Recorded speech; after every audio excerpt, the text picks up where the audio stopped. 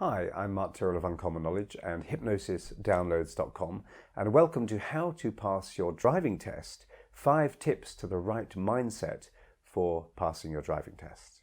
I'd expected to pass my driving test the first time, but as a little old lady dived out of the way like a stunt extra from a Die Hard movie, doubt began to creep into my mind. And I swerved and she leapt somersaulting down a grassy knoll. I'm exaggerating slightly.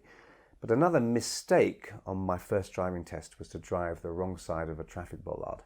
And yet another was to drive straight for half a mile before remembering to switch off my indicator because I was still in shock from seeing the aforementioned little old lady moving so fast. So why was I driving so appallingly on my first driving test?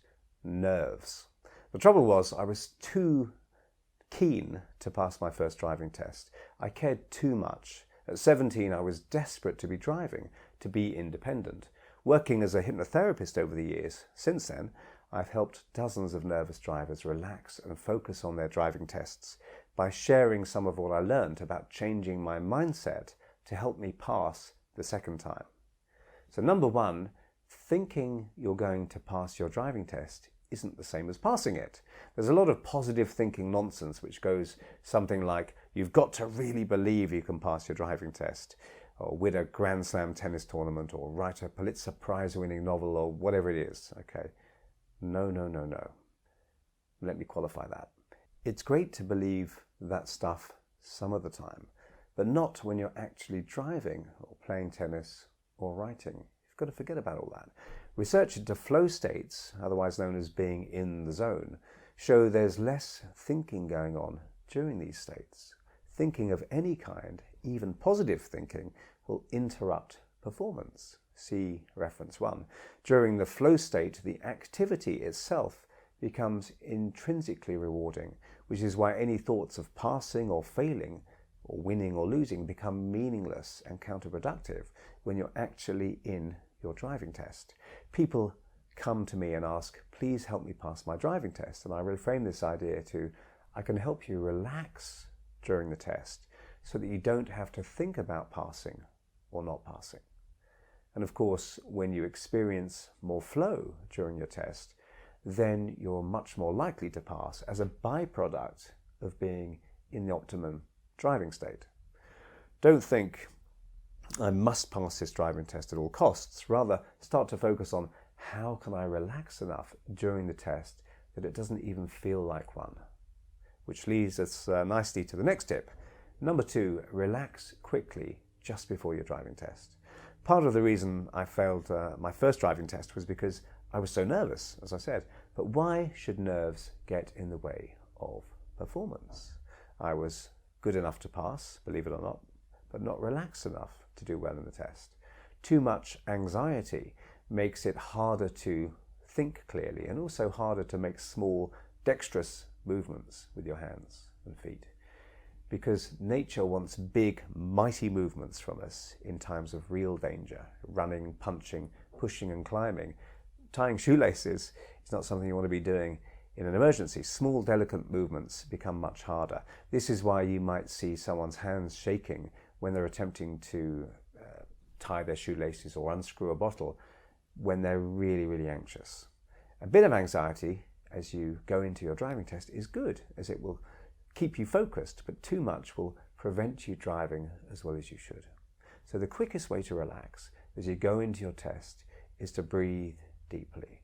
But any old deep breathing isn't effective. Your out breath needs to be a little longer than your in breath. When we breathe out, we start to relax. Similarly, when people panic, they just tend to breathe in, like we do when we're sprinting hard. We don't breathe out, we just breathe in. Take 2 minutes before your driving test to breathe in deeply, then breathe out slowly, so that you're breathing out for a longer time period than you're breathing in. Do this 20 times or for a minute to calm everything right down. Step number 3, get things in perspective. Remember, your driving test may seem really important. It seemed all important to me the first time when I was 17, but it really is a very tiny part of life. Take a few minutes just before your test to reflect on how much trouble and strife there is in the world. How many people suffer, never experience clean drinking water, never have a roof over their head or enough to eat.